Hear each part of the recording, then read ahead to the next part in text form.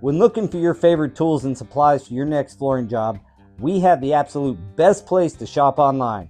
Head on over to shagtools.com, the pro's choice for everything from cutters, adhesives, knee pads, shower systems, and more. Shag Tools carries all the premium brands you know and trust. In stock with fast shipping to either you or your job site.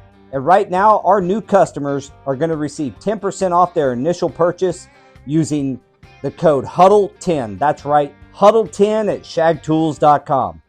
What is up, guys? Welcome back to the Huddle, the #1 podcast in flooring, where we're here to help you win and gain forward progress in your career. Or simply put, we're here for you, moving your careers forward. Sorry, I got a little pop-up here. My bad, guys. For all of our new viewers, welcome to the team. Happy Thanksgiving and happy birthday to the hostess with the mostest, Mr. Daniel Gonzalez. My daughter said I'm 100 years old today. Yeah, well, you'll be that age from here on, it sounds like. Today's sponsors, Divergent and NAFCT. If you need a great adhesive for your flooring projects, or you need those, you got those tough timelines or tough projects, tough substrates, look to Divergent to fill all your adhesive needs. Don't forget the NAFCT when you're looking to get trained and improve your career through quality. I'm talking the best training you can get when it comes to things like flash coving, heat welding, sheet vinyl. They do many other trainings, but they are particularly outstanding at that. I want to welcome today's guest and my podcast co-hosts, Mr. Daniel and Jose Gonzalez, and today's special guest, Scott Humphreys with the WFCA. Welcome, Scott. May have a little delay. Can you hear me, Scott? Okay, so we are a little bit delayed here. I think, let me see if I can fix this thing. Gentlemen, how are you? Can you hear me okay? Yeah, we can hear you fine. Okay. Did Scott's audio go away again? I think we just got a little delay going.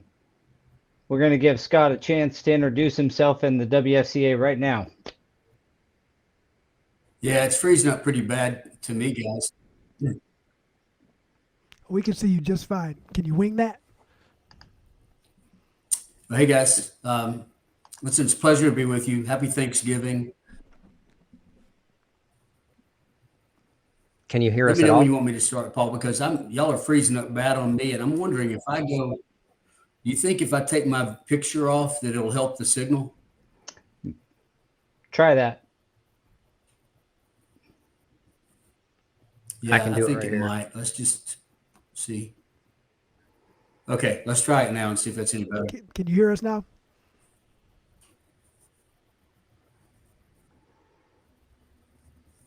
Yeah, can you hear me okay? That. Yep. Yeah, Rollins says it looks good. I think you got a delay over there, Scott. Looks like the chat is live and they can hear you. So go ahead and let's introduce yourselves. I'm going to give you a little bit of a chance to kind of go into the first question so that this delay doesn't impede as much. But I think I wanted to ask you, how does the WFCA, as our topic today, with the WFCA's role in shaping installer success, how does the WFCA's members view their installation professionals? This was a question brought up. Do the retailers view their installers as a necessary evil or valued partners? Oh, that's a good question. Do you want me to do a brief intro of WFCA first, just so everybody do an intro. I'm sorry, Paul, because you broke up pretty bad on me. So if I don't get the question right, I'll re-ask you guys to make sure. So, guys, thank you again for the opportunity to be with you. I admire what you do. I appreciate you being a voice for the industry, and especially for our professional technicians in the industry. It means the world to me that we have a voice like that, because before you, we really didn't. So the WFCA is a unique organization. We're kind of an umbrella organization. Initially, the WFCA's focus was independent flooring retailers. We realized that retailers can't be profitable and exist without a good installation team. And so we acquired CFI, key assets of CFI many years ago. And so we have CFI, we have FCB2B, the technology component that allows people to communicate business to business. And I think the new term is B2B4C, business to business for consumers. And so we're working a lot on that, what happens with AI. We also have FCITS, it's an acquisition we made almost a year ago, and NFIC, which kind of falls a little bit under the umbrella of CFI, natural fibers. Obviously, you guys know that better than me. Listen, I'll admit to you right now, I'll be speaking a somewhat foreign language because even though I have a lot of experience in the industry, my dad owned a carpet mill. I started working in it when I was 7.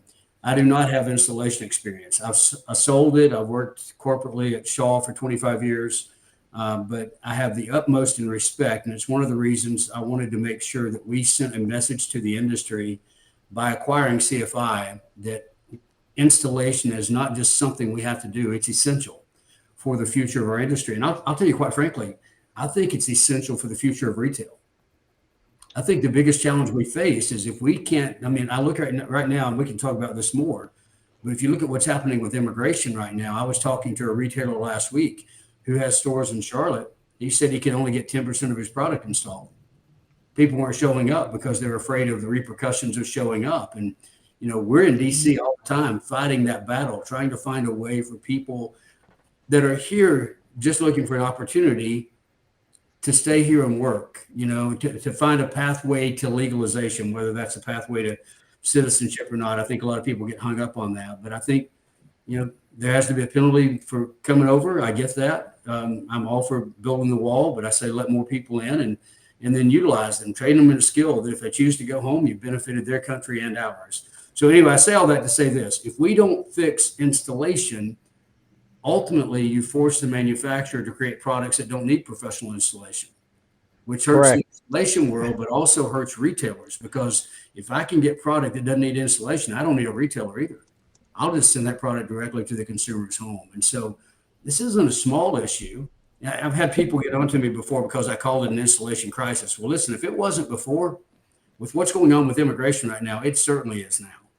And so we've got to find a solution. And part of the solution is people valuing the role that professional technicians play. And we've never been real good in this industry promoting that before. But that's the role I want us to play. Well, that's one of the most important things that we as the Huddle, as well as our other companies that we all are part of, you know, Daniel and Jose being the owners of Preferred Flooring up in Grand Rapids. I own a flooring company down in Wichita. Also, Go, as it's known currently, Go Carrera, soon to be Trade Tap, and the Verified Trade Index, and these things. They're all aimed at. We always talk about the need for, well, on the immigration issue, we believe like there has to be a smooth, easy path for people who want to come here, contribute to America through their labor, and just provide a better life for themselves. There has to be a smoother path for that. And I agree that a lot of this is going to keep shaking out, where more and more stores are not going to be able to get their flooring installed. And it's not just by illegals, it's by legals who just don't want to risk themselves even. I know people who are here legally that are still fearful because they just are, it's kind of uncharted territory. And I think that's a problem. And then just one more point is on your point about retailers almost going extinct if they don't help in the solution of this, is the increase in online sales. The most recent study says somewhere between 20, and this is kind of a wide margin, so I'm not sure which way to go on it, which side of the scale, but it's somewhere between 27 and 43% increase from last year, over the last 18 months, essentially, in online sales. So this is, they're buying it from an online retailer and just having it shipped to their house, and they're finding a friend or trying to do it themselves. So that kind of speaks to what you were talking about, Scott. It does. So It's, just so you guys it's one of know, those items. Sorry to interrupt here, but that's go just ahead. one of those items that I think with the power of social media and everybody has information at their fingertips, it's not anything that we're going to get rid of. But we as artisans, as installers, as mechanics, we know our worth and our value, and we do understand that in order to uphold any of the manufacturer's standards, there's a set of guidelines that are set that must be followed, and who knows what that's going to do to the industry as far as the manufacturers, because they know that when they advertise as DIY, they know that the chances of failure are substantially higher if it's individual purchasing themselves and installing themselves, or with a friend or with the family. I mean, same concept with me doing, a water pump or a thermostat. I'm not a mechanic. I'm just handy, right? Mhm. I can't guarantee I know exactly what I'm doing. Do I use a torque wrench? No, but if I want it done like that, it gotta go. Yeah. Yeah, we think the solution is exactly the opposite. We think that instead of bypassing professional installation, what we ought to be doing is requiring it. We think that manufacturers should be mandating that for their warranty to be valid, that warranty should mandate that you have to be a trained technician installing the product. And I always, when I say things like that, people go, we can't do that. Yeah, you can. Just, it's like Steve Jobs. When Steve Jobs, they said he had this belief, and the belief was that anything was possible. So when he decided to put glass on the outside of the iPod, people told him he was crazy, it'll break. And he said, no, surely there's got to be a glass that won't break. And so he goes up to Corning and finds out they have this thing called Gorilla Glass. And so he goes and just sits. The Corning president doesn't even know who he is. He just sits outside his office and he says, hey, what's the deal? He said, listen, I'm not leaving until I talk to you. He said, you got a product I need. So he goes in, he presents to this guy, and he says, you've got this product that's glass that won't break. And he said, I need it. And he said, yeah, well, that was an experiment we did over in Japan. That's nothing we do on a regular basis. And he said, don't be afraid. You can do it. You're about to. Yeah. And I think that's exactly, and that's what happened. The guy got on the phone. He said, whatever you're running on the line, quit running it, because we're going to start running Gorilla Glass. I think we got to quit telling ourselves what we can't do. The reality is all you have to do is say, okay, in 2028, we're going to start mandating that our warranty has to be validated by a professional technician installing it. That gives you a few years to ramp people up, to get them trained, to make sure that you have enough technicians out there to do it. And then you do it.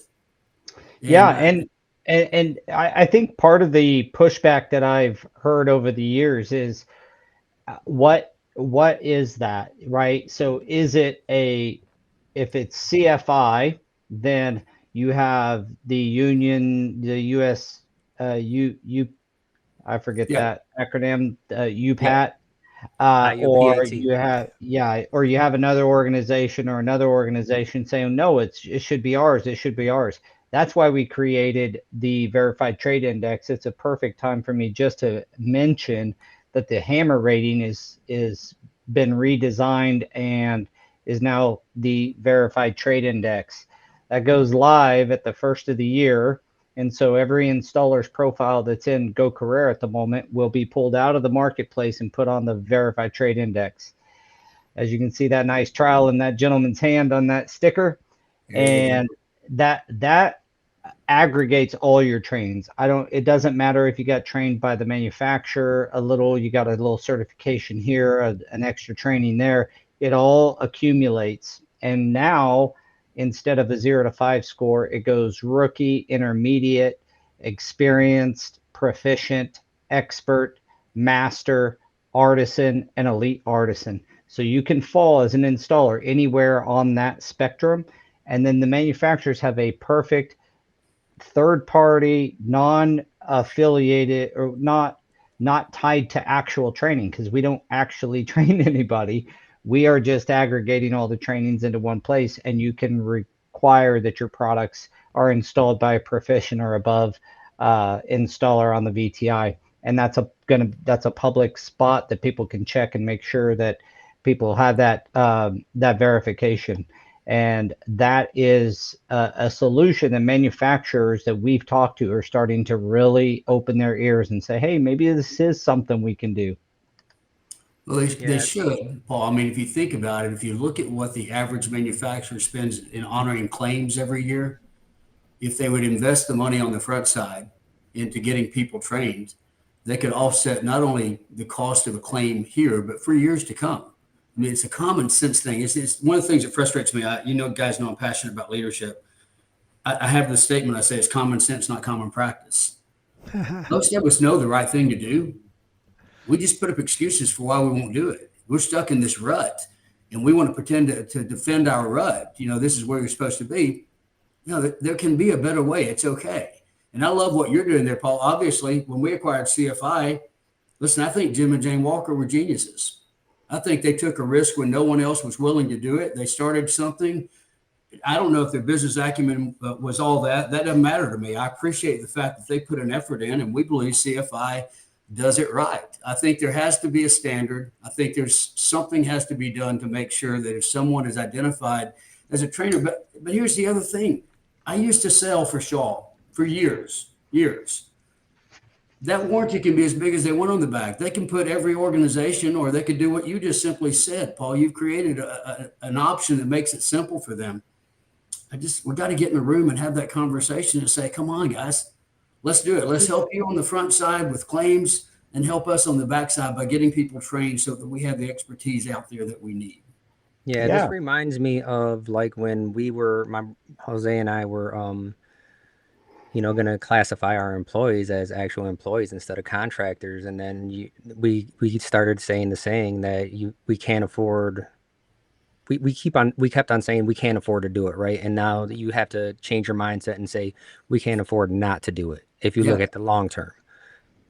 Yeah, and the more that the industry has went to subcontractors over the last 30 years and primarily heavy in subcontracting, that has created the void of training. Back when everybody were hourly employees, and I have W-2 employees, but I also know how hard it is to keep them because probably 5 of our crews are past employees. 5 of our subcontracting crews are past employees. You can't just yank the entrepreneurial spirit out of people. Never. No. If they want to do it, they're going to do it. What we try to do is set them up for the most success when they do make that transition from an hourly W-2 benefited employee over to subcontracting, that when they do that they've had an exit meeting with us so that we can help them understand all the stuff to expect and how to go about it as the best way that we see. And I've been on all the sides. I've been an hourly employee. I've been a subcontractor. I now own and have for the last 25 years a flooring company that employs both. I would love to have nothing but hourly W-2 employee installers. However, the cyclical nature of our business is why the subcontracting kind of came on so hard. And once it did, it took hold and was tough to I wouldn't say defeat, but tough to avoid. And Daniel and Jose do most of their work in-house, and they are a model for how you can do that. You can have a split model like we run. I know plenty that use nothing but subcontractors, but we have to have a way to validate their skill set and know that they're being trained. And that is the key to our industry succeeding, is aligning the installers' intrinsic motivation of making more money and gaining more respect. That's how we are. I want to make money and I wanted to be known as the best. That's how I was when I was an installer. Dang. You know what I'm saying?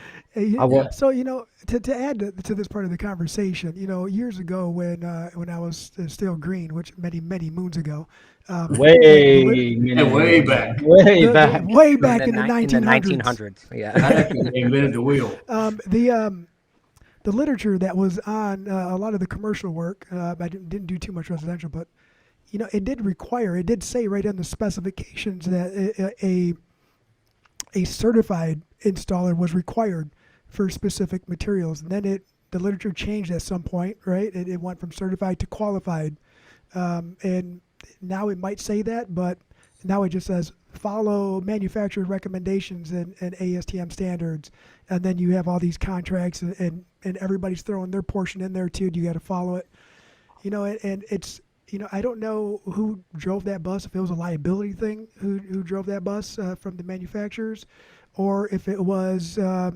architect designers saying, hey, we're fast tracking everything. We got to try to cut corners somewhere. So let's. Brother, it's all the above, and I'll add one to it, and that is that when they put a particular entity, certification down, if that entity is not strong in that area geographically of the United States, then it becomes very hard for them to stand behind it when they're like, well, NASCT doesn't do training in the upper Northwest or whatever, or CFI doesn't do a lot of training in but they'll Denver or whatever the scenario. So that's why you want to have, and our solution, this is, I very rarely use the Huddle to talk about the VTI and stuff, but it is the way that it doesn't matter. You could be union trained, you can be CFI, you can be any of the unions or different things, and then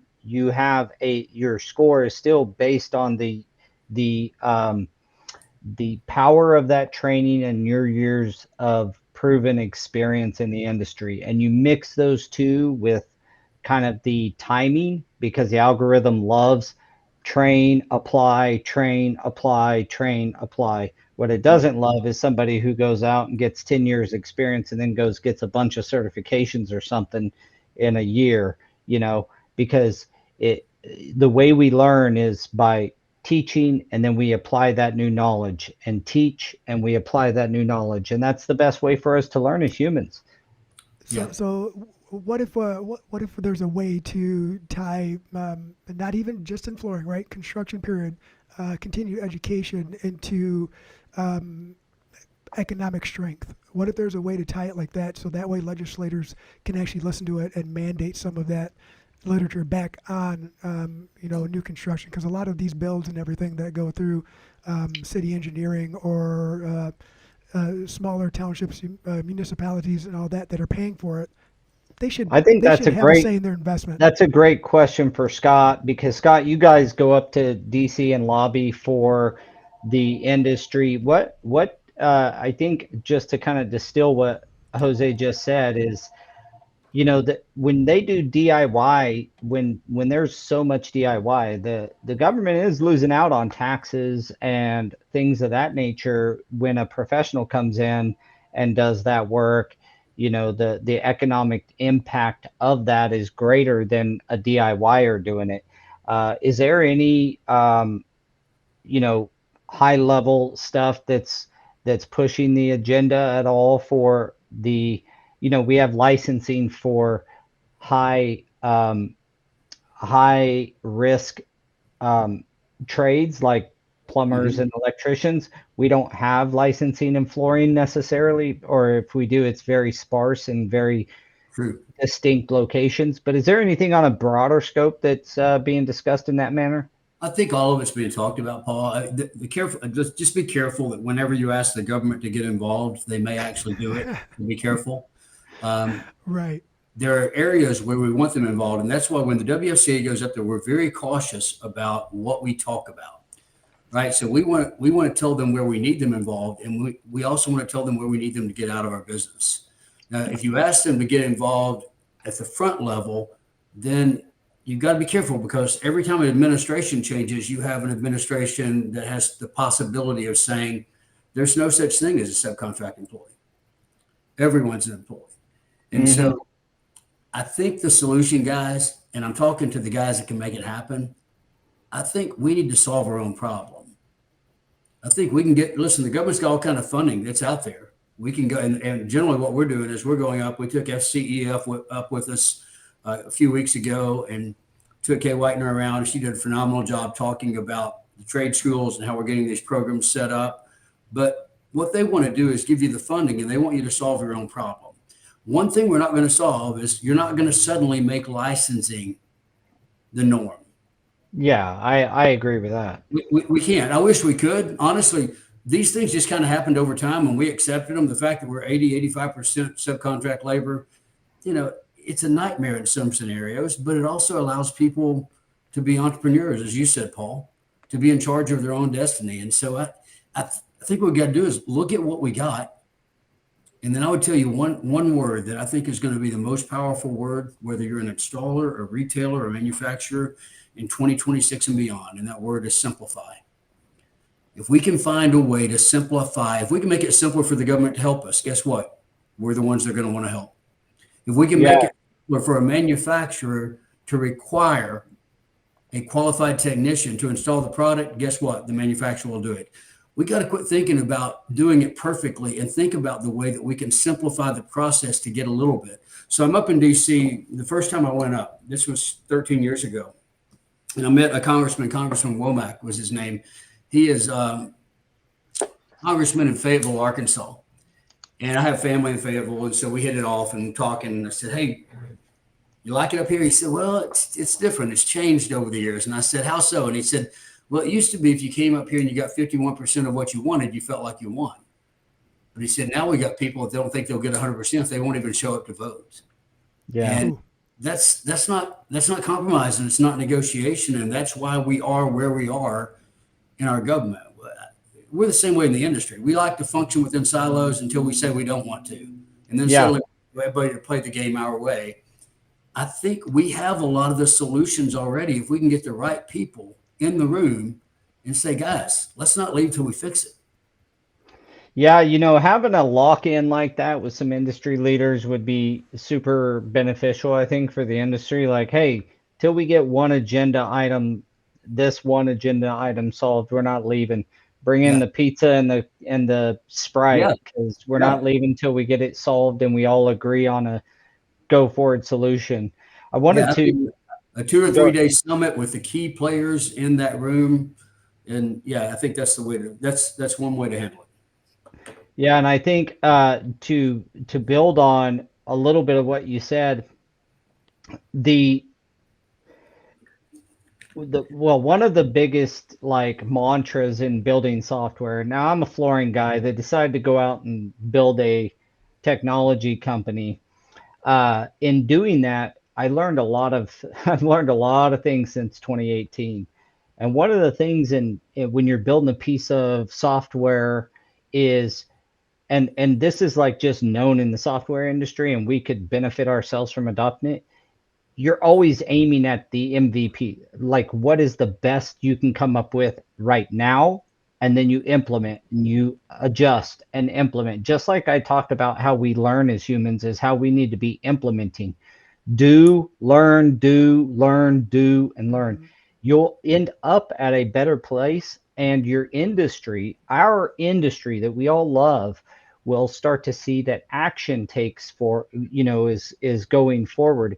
And there's more faith when you do it that way, as opposed to, planning for 10 or 15 years and then coming out with this solution you think is great. The problem is the marketplace has to tell you what's great. And we've learned a lot in that regard over the last several years, is that, these guys can tell you, Go Carrera went from a mess to a little better. And our new iteration coming up is, and move into TradeTap is a big leap forward. And you get to take those big leaps. And as an industry, we can take some big leaps because when you accumulate data and knowledge about how best to solve a problem, then you start to move. You're closer to the final solution than you were if you just try to get it perfect from the giddy up. I hope that made sense, but that's what I've learned through building software.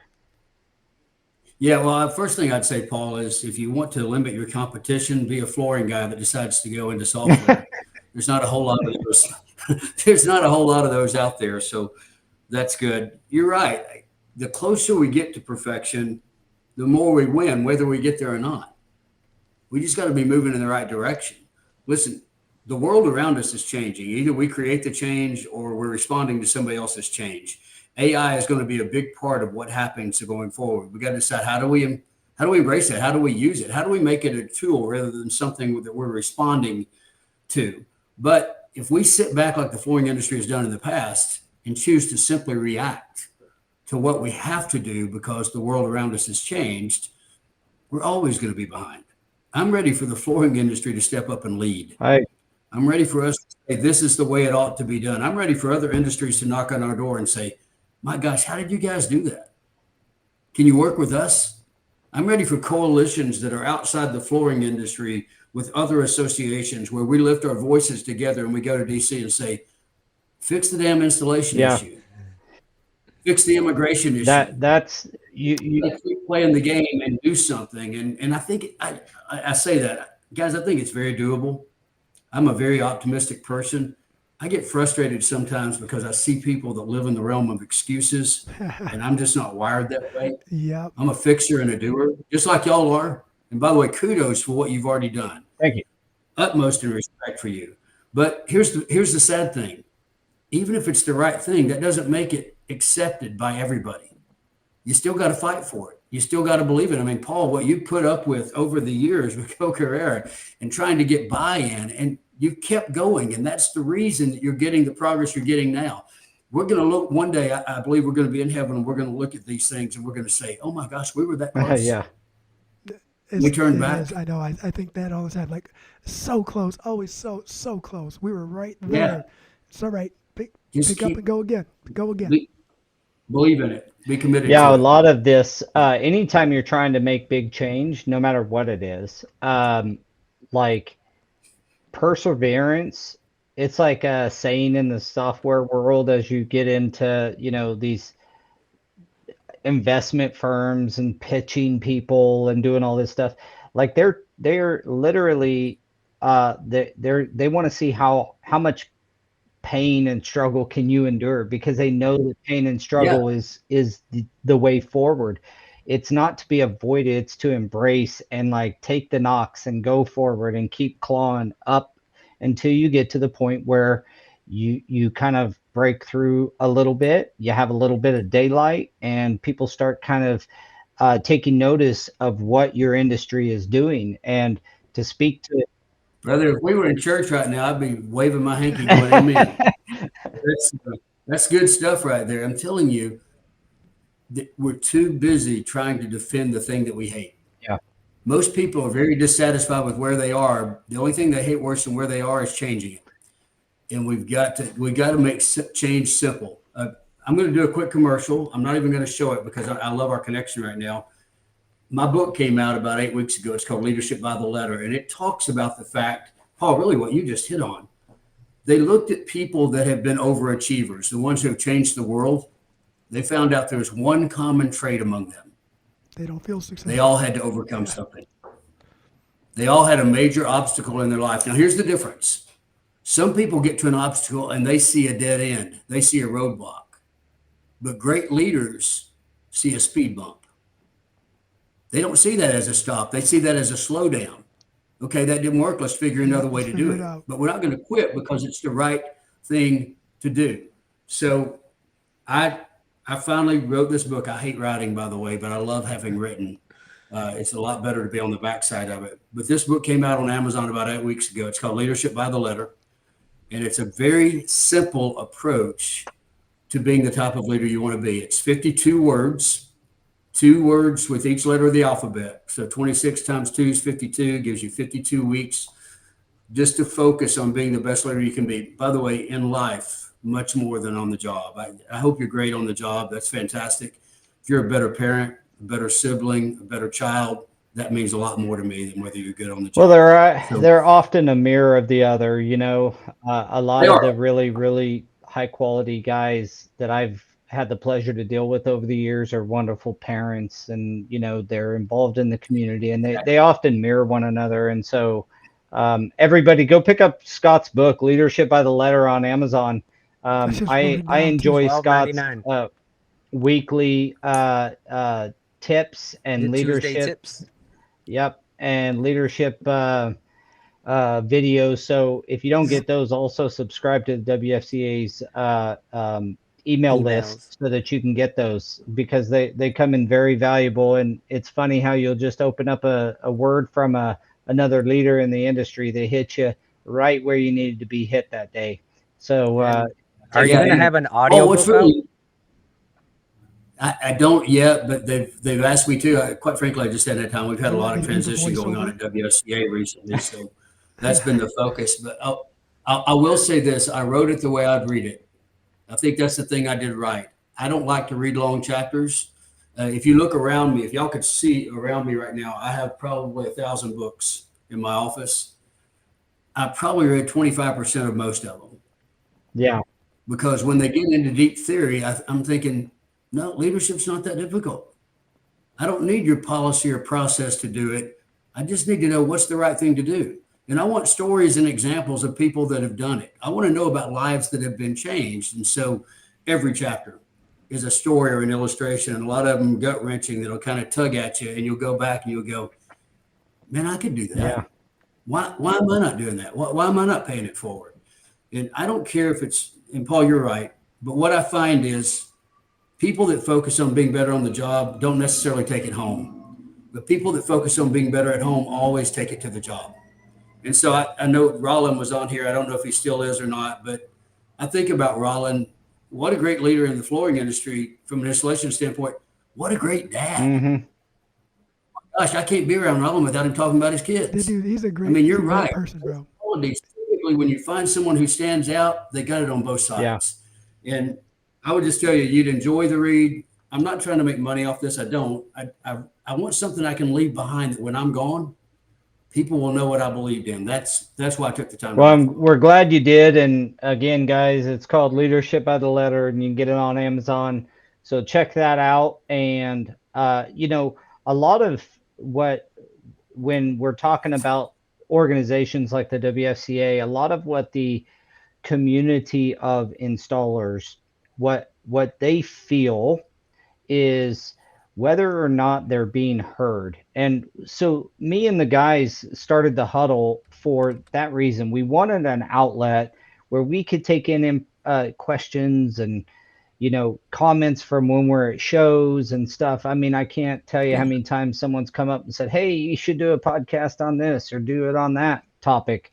But we wanted to give installers a little bit of a voice in the industry so everybody could know what each other is thinking. One of the things that I would love for you to kind of touch on is understanding the installation community, is understanding guys who and gals who believe that they're, you know, the good ones believe that their job's valuable, but can sometimes be undervalued by others. Now, part of that's a societal issue. I've told the story on the Huddle, I don't know how many times, but the story of me doing a really complicated VCT project out on middle school. And as I was walking to the bathroom, the teacher telling their students, you know, you better shape up or you're going to end up like those guys out there. And, you know, here I am, like putting these circles and waves and all this stuff down this middle school hallway in VCT, and, you know, lights at the end. So you had to think about the floor prep and all the geometry that went into to putting those shapes and waves and all this stuff in that product, let alone the hand skill it takes to actually cut that all in and make it look good. And I thought, you know, I probably make more this year than you'll make in the next 5 years, lady. Exactly. I was going to say, you're a good man if you didn't say that out loud, because that's what I did not. But you know, it could be partially societal, but a lot of the community feels under, I won't say underrepresented, but underappreciated, because we all say these taglines at like the conventions, and there's not enough installers to hear it. So I'd love it to come out here so they can hear it again. But we say at convention, all this flooring has zero value until it's properly installed on your project, in your home, or what have you. That seems to be part of the WFCA DNA. Can you like explore that a little bit? Is that true? Am I making a good assumption, or how do you guys feel about that? It's a great assumption, Paul. So my background's kind of unique. I studied to be a minister for a couple of years before coming into the flooring industry. I grown up in the industry. I always knew I could go back to that. I was never called into ministry. I just did it. But I wanted to find a place that I could give back, a place that I could make an impact. I'm a vocal performance major, by the way. My major is in vocal performance. So singing is what I did. I look at everything for its art value. And when I look at installation, I see it like a blank canvas that's waiting to be painted on. I'm telling you, man, you can make such a difference in a room by the quality of the installation and the product that's selected for that install. And it almost gives me chills thinking about it. I love, and when an installer and a professional technician, when they understand the power they have to bring a room to life, they don't have to go to work. They get to go to work. They're making a difference. And I believe we've done a terrible job in this industry of underselling the value of the artist who paints on the canvas. I believe it's one of the things that we try to do. Now, we're in an awkward place. I want to kind of address the elephant in the room. I think a lot of people know that we sold the show out in Las Vegas, and they say, well, you got money. Why don't you put more money in? We could solve the problem. You know what? I grew up in a 10-foot wide trailer. I'm the third cousin of Hubert Humphrey, who was the vice president of the United States. I study politics like I study people. I can throw money at a lot of things. I just don't see it fixing it. Yeah. Money itself is not the solution. What we want and what we try to do is to be a sounding board for people to come together that want to make it right, that want to take this and elevate the trade and help people understand the value of it. I think most people that install product are underpaid. I believe that. I think they're undervalued. And I think you're going to begin to see more of that now as we have this tightening of how many installers we have out there to produce, right? So now you've got fewer people doing it. You got fewer showing up. And I think you're going to see people going, okay, we got to have it in. Now, the advantage right now is construction's having the same problem that flooring is. And so the construction's not ready for the flooring to be installed. So, because people are not showing up in this construction world at all. But that doesn't devalue the trade. And by the way, if you are a professional installer and you don't value the trade, you're part of the problem. Mm-hmm. If you simply work every day and get as much in as you can, but you're not worried about the quality of it, you're not part of the solution. You're part of the problem. If we want to elevate how people treat you and how they pay you, then we've got to have the people that are doing it believing that they're the best of the best. Yeah, that's that money thing that you said too. Like, I probably rambled on that, Paul, but yes, am I passionate about that? Yes. When we acquired CFI, that wasn't a random decision where we said, hey, let's acquire somebody. We researched. I met with Jim and Jane multiple times. I met with Robert Varden. We believed in the vision of CFI. It was never a decision we made to make money. In fact, when we voted on it, I told them, if you're voting for us to acquire them to make money, don't vote. All I want is for them to be able to break even, because I think if people don't put something in, they don't have value to it. But I'm going to tell you, there's a lot to be said for valuing what you already have. And I think that's where a lot of installers are missing it. We can look at the retailer and say they don't value us. That's okay. Do you value you? Well, and that's a fair point. I mean, you know, the old saying that it's hard to love someone else if you don't love yourself, kind of thing. So, you know, it's a fair point that if you're not valuing yourself, you know, it's hard for others to value what you do as well. As well as, and I know that I believe that Preferred's had the same thing happen, but we had an installation crew come into our office and offer to, and this is for any installers here, this is what you should not do.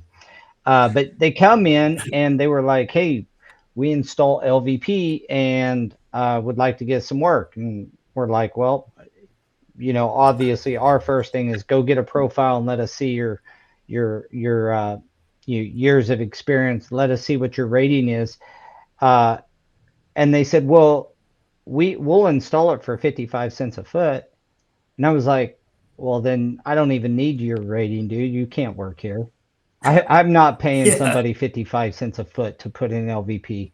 That's ridiculous. that's like you're driving the whole industry down doing that stuff, and it's not beneficial to anyone to do that. And unfortunately, there's untrained crews who are unknown to be untrained. So they're not only untrained, it's unknown that they're untrained, that are going out and willing to do the work for that type of a dollar figure. Is just, it blows my mind. I don't even know how you can even survive at that type of a dollar, that type of a payout. But the point being is, just back to your original statement, that, you really do have to value your worth in this industry and go get that training and invest in yourself, and others will invest in you too, by the way. Yeah, that's right. And you've got to see yourself as worthy of the value, right? You've got to see here's part of the problem we're running into with immigration. People that want to be trained are afraid to be trained. Right. So we got 40% is what I'm hearing over the last 5 years. 40% of the people who come into installation have probably come across the southern border. It's somewhere around there, give or take 5%. Those people would be a phenomenal resource for our industries if we would simply train them. So just so you guys know, what we have proposed in DC, and by the way, when we propose this, behind closed doors, both sides of the aisle agree with us. But when it comes election time, they will not come public because they're afraid their constituents will not vote for them if they do. But here's what we proposed. There should be a penalty for you coming in illegally. You come in, pay the penalty, work a certain number of years. You pay your medical bills, you pay your taxes, you pay Social Security, and then you get in the back of the line for legal citizenship. But that citizenship is not just U.S. We propose dual citizenship. That way, if we train you in a skill set that you can use back home, we help that country as well. And we stem the tide of people simply seeing us as the solution. Our birth rate in the United States is not enough to sustain us. We need these people. And most of them are great people. And listen, I'm all for sending the bad ones back. I'm also all for finding a way to keep the good ones here. Yeah, and there's ways to do that. I mean, at the end of the day, my wife's Hispanic, and her grandfather came over and did it legally. And when those people follow the right path to, whether it's citizenship or at least legal residency of some sort, there's a certain amount of pride and defensibility they have about this, the chaos of previous years when it was just coming across without anything. Yeah, sometimes they're the most adamant, Paul. Sometimes they're the ones who hate that process because they sacrifice. Talk to my wife's uncles, and they are not. they're not fans. What they are fans of is making this easier, though. There has to be a little easier method, and you really, in my opinion, it's not just, it's a co-need.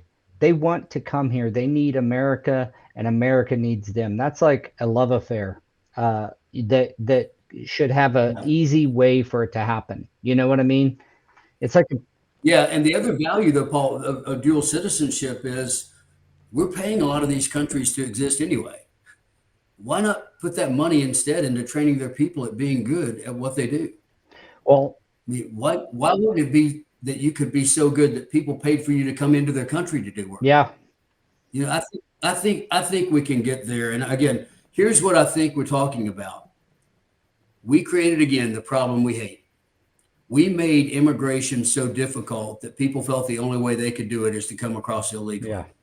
If you simplify immigration, you solve the problem. Let's find the right way for the right people to come in and simplify it and make it easy. Don't make them have to jump through hoops, fill out thousands of forms.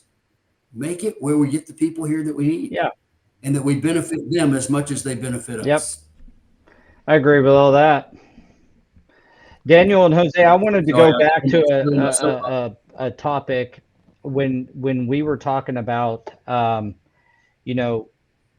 being untrained installers.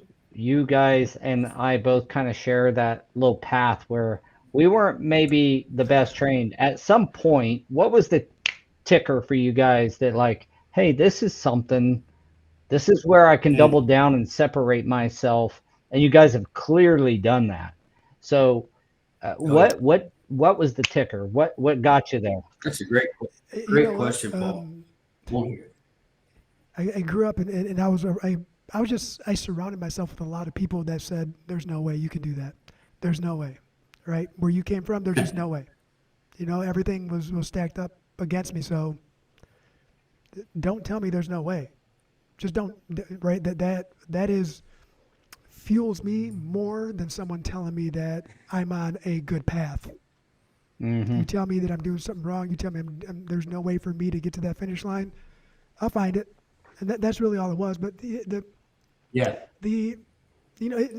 can't say that something ticked though, because you started like I did, where we had some hand skills, we had some natural skills, got going, and then we were like, man, I gotta go learn something. You know what? I want to know how to actually do this stuff right. I'll tell you what it was. It was I think it was the moment when the gentleman that I was working with moved out of state, and I got put in a corner, and because I was the leader, right? I was his leader, and they said, if you don't get your license and you don't get your insurance, we're not going to give him work anymore, which means you're not going to get work anymore.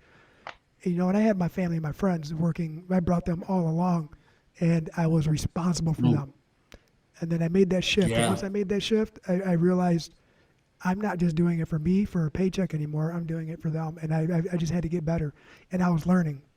And I just had to keep learning. I just never stopped learning. That was the turning point for me to say, yeah, I'm knee deep into this thing right now. Let me make sure that I don't fail. And it wasn't for me. It was for everybody else that I had brought into the industry at the time. Jose, I want to hear Daniel's answer to that, but let me just say that typically if you do it to benefit yourself, it doesn't sustain. Yeah, never. It doesn't last. When you begin to make a difference because it's the right thing for others, and especially when you're my age, I'm 62 now. I think I'm 35, but I'm 62. And I'm thinking about my legacy. And I want to make sure that I leave this industry that's added so much to my life a better place than it was when I came in. So that's a pivotal point. Thank you, Jose, for mentioning that, because you at one point realized I'm not just in this for me anymore. There's a lot of people relying on me. I brought people into this telling them this is a good livelihood. Yeah. Now I've got to put my money where my mouth is. Daniel, what about it, buddy? How's that birthday boy see this? Man, I didn't even realize how good I was until other people started telling me. I think I was just out doing my job and always trying to do the best thing the best installation that I could, right? And then what really started clicking for me is actually just picking up trade magazines and then just reading like, oh, I'm supposed to be doing this, and then just actually changing the way that things were that we were doing.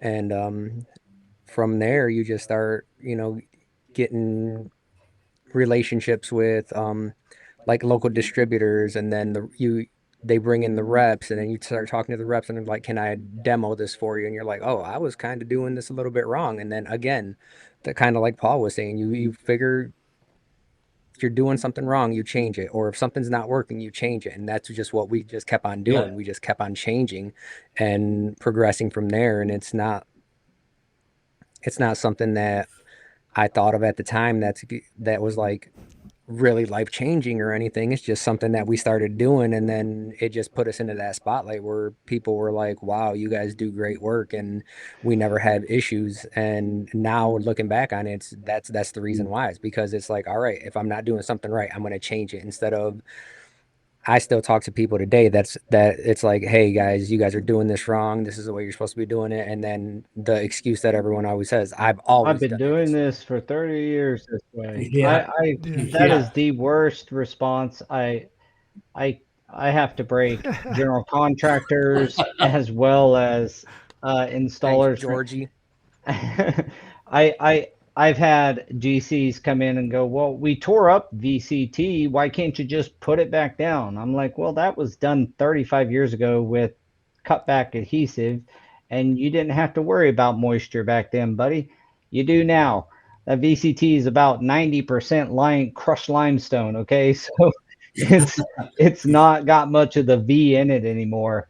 And then you add water-soluble adhesives to the mix, and you got a whole different problem today. So I've done it this way for 30 years, or I've always done it this way. That that's kind of what I wanted to point out with you guys, just to give you some kudos here.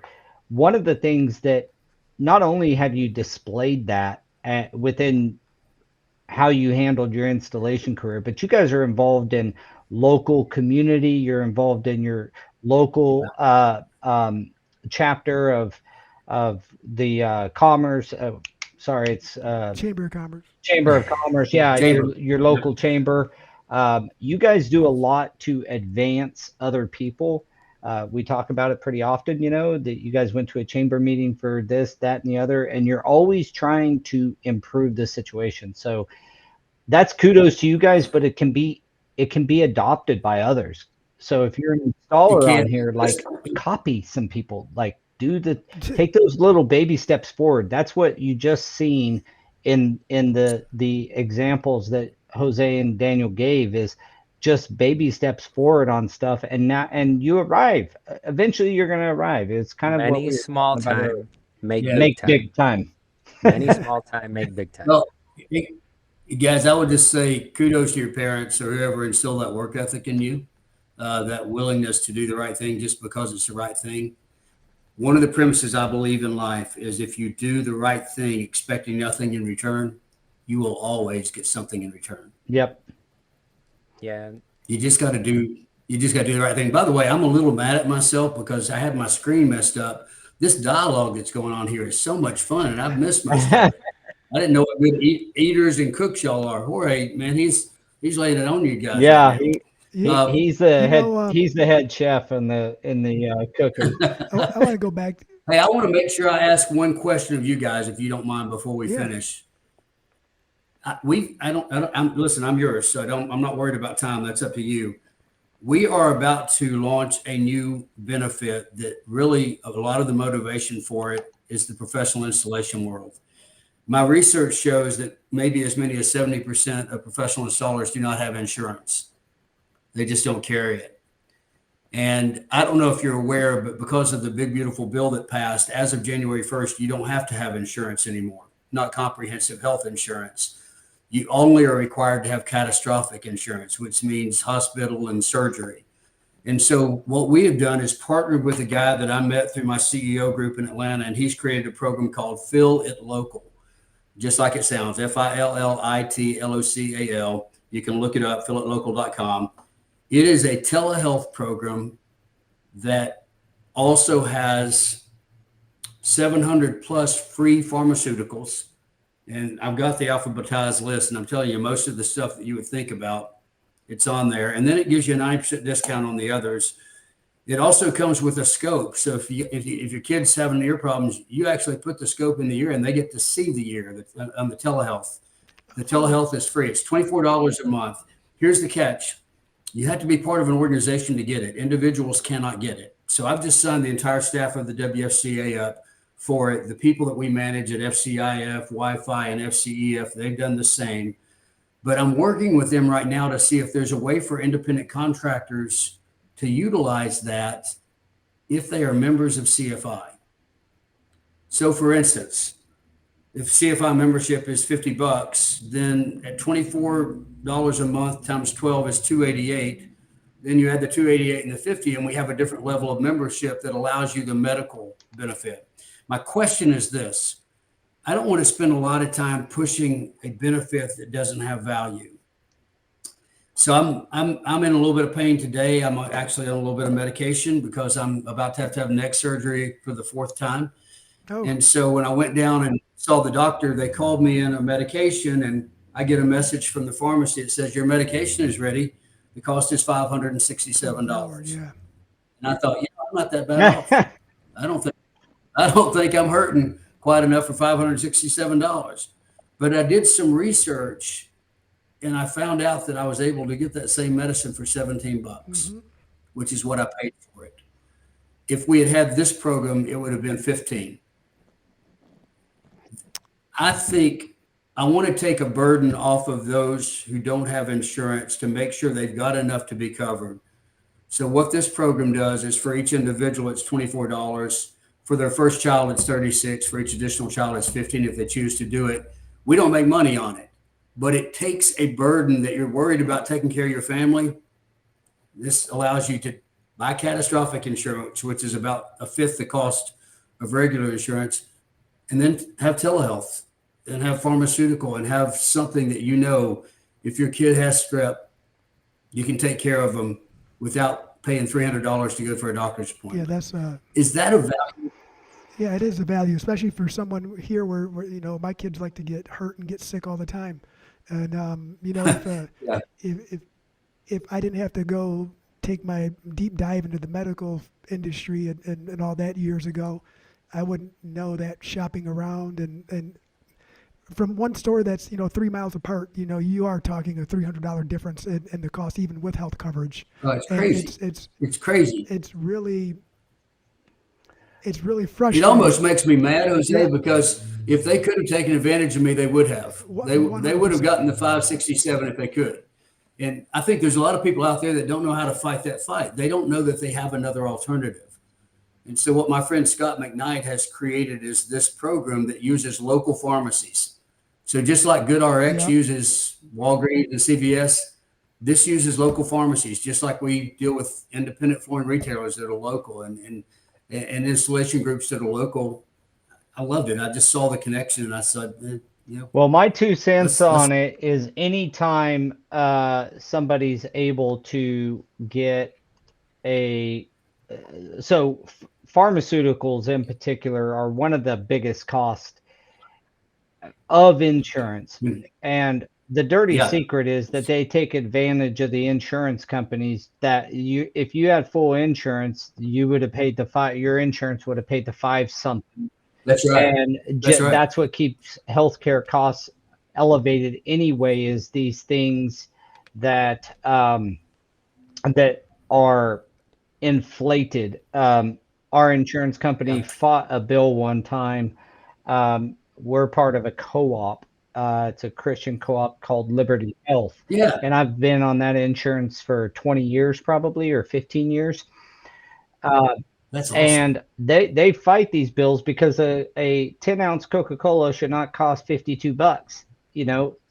That's right. And so they try to do the good deed of trying to pull down the healthcare costs and get them more in line. I mean, we all know that a 10-ounce Coke isn't going to cost you $1 like it does at the convenience store. So $4 or $5, you kind of, but that's not an exaggeration. $52 for a 10-ounce can of Diet Coke.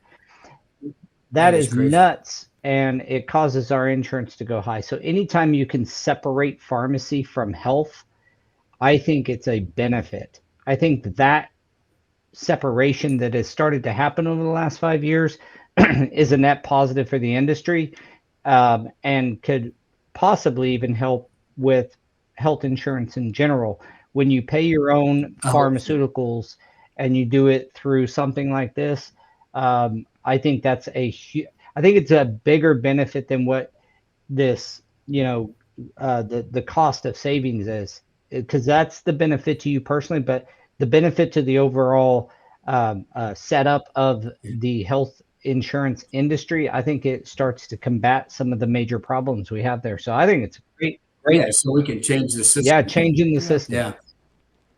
Well, thanks. Listen, if anybody is interested in that, if you go to WFCA.org, I've just instructed the people that run our site to put some information out there about it. And one of the things I'm going to have them list are the 700 plus prescriptions that are 100% free. Wow. And by the way, it's mail. So you order the medication through prescription, and then they just send it to you by mail. All you have is the mailing cost. And so I'm excited about it. I think it can make a difference. We're always looking for a way for people to need the WFCA, not for us simply to exist. And I think when you're helping them where they live, then they need you. And to me, that's why the medical makes sense. So to round that out, do you think using CFI here as the example, do you think That's what Jorge asked. that as a group that is a possibility, or is this still being explored? Yeah.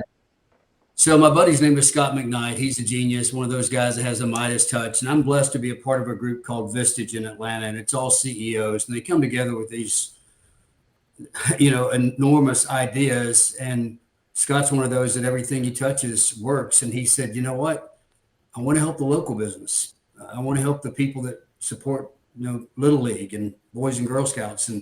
And so he came together. So I called him yesterday and I just said, hey, can we do this through CFI?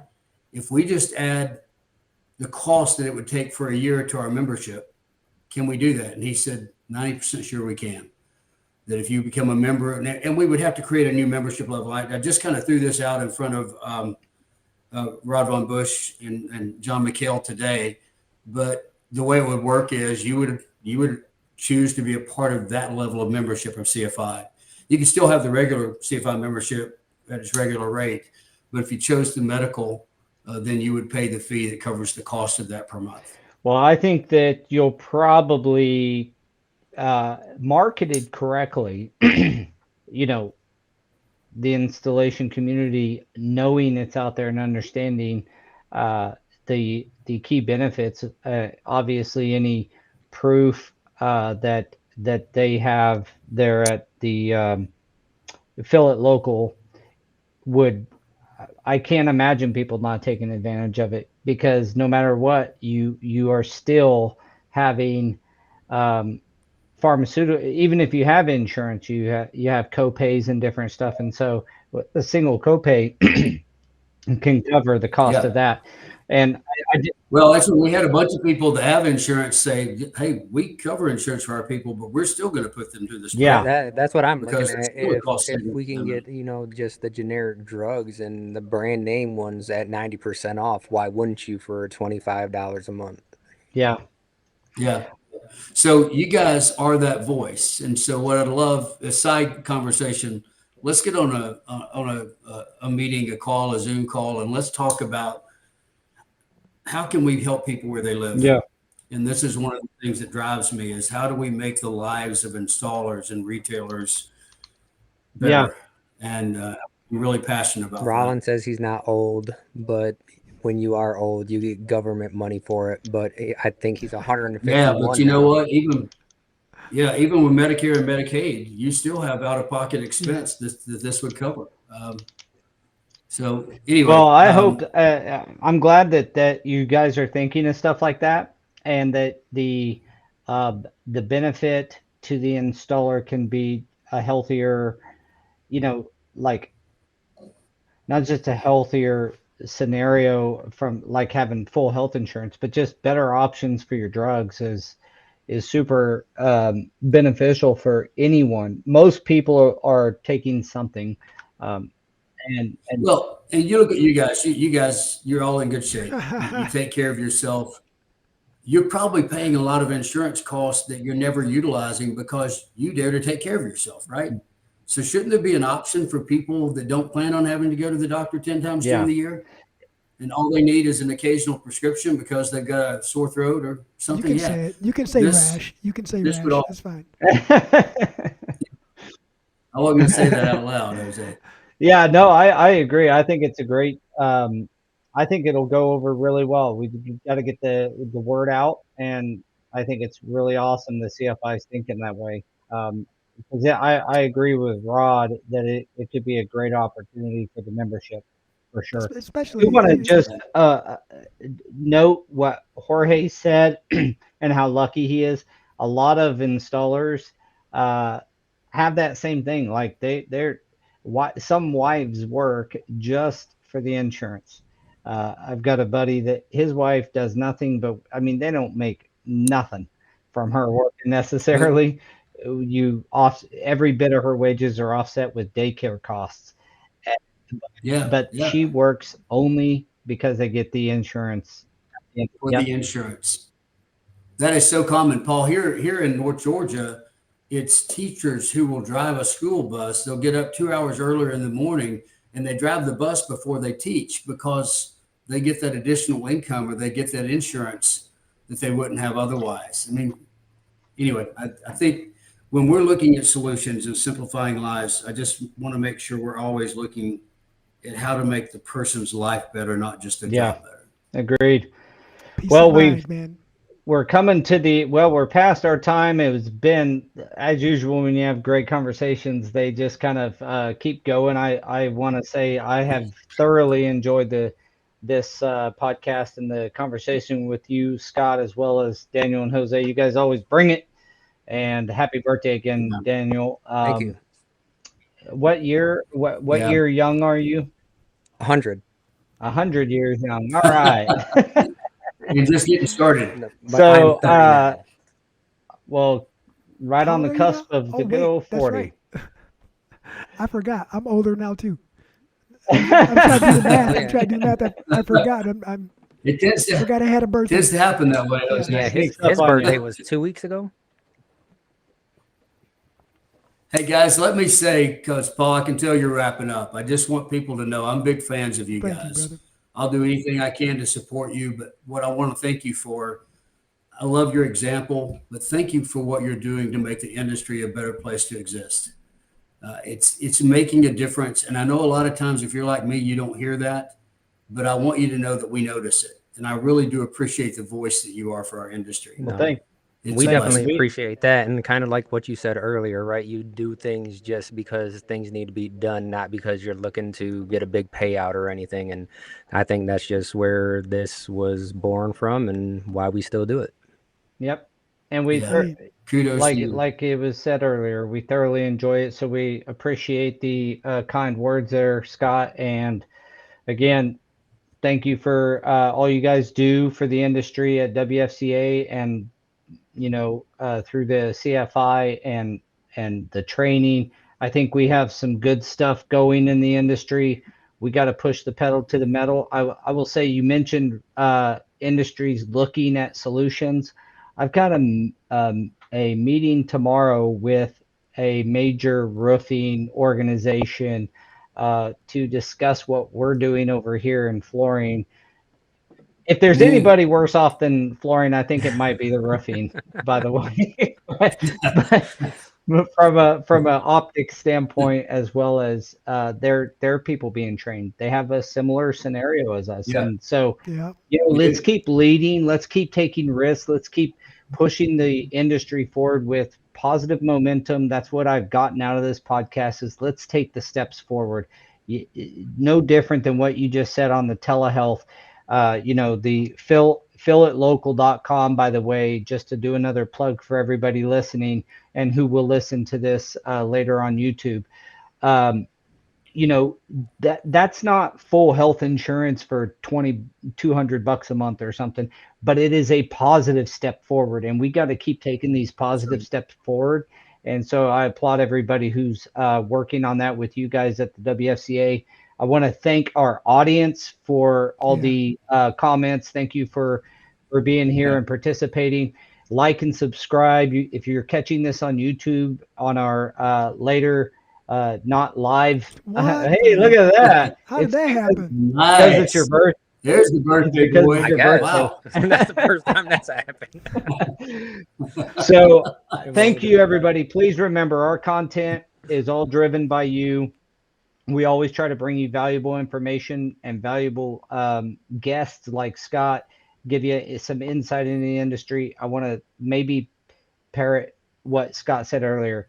The industry leaders who really are leaders, they do care about you guys and they care about us, and we're trying to make some positive change in the industry. And I think that we're getting a lot of support. When I say we, I mean by the installation community.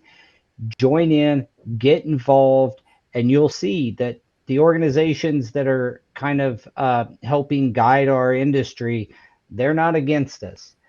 We bring ideas, like Scott said earlier. We got to fix our own problems. Some of those problems are what Daniel and Jose do up in Grand Rapids, getting involved with local chamber, trying to make local change, and then making industry change when you can by getting involved with the convention at CFI's convention, getting involved with, even going to TICE and getting involved in the installation competitions and all this stuff. Just get involved. Reach out to any one of us if you have any, questions or comments on this episode. And don't forget to like and subscribe. One last shout out to Diversify and the NAFCT for your leadership in the industry. What I say? Divergent adhesives. Diversify. Diversify. You can tell I'm a commercial flooring contractor, right? Oh man, Divergent adhesives. Thank you, Hey, Sonny. don't forget to and check thank out you, his everybody. book. And yeah, another plug. Leadership by the Letter. Scott, thank you for joining us today. It's been a real pleasure talking with you and getting your insight, man. Guys, anytime. And by the way, we are blessed. So happy Thanksgiving, Yes, guys. likewise, Yeah, you everyone. too. It's good to have you guys as friends, but also to be in the same occupation. Yeah, So, and Amen. I mean, Happy Paul Thanksgiving, keeps everyone. on saying, you know, we do locally, but it's everywhere. People do business with people they like, and they don't know if they like you if you're not That's getting right. out there, right? So Yeah. start coming around. Amen. Yeah. All right. Well said. Thanks, everybody, and we will catch you guys next guys. week. All right. Thanks a lot. Thank you, everyone.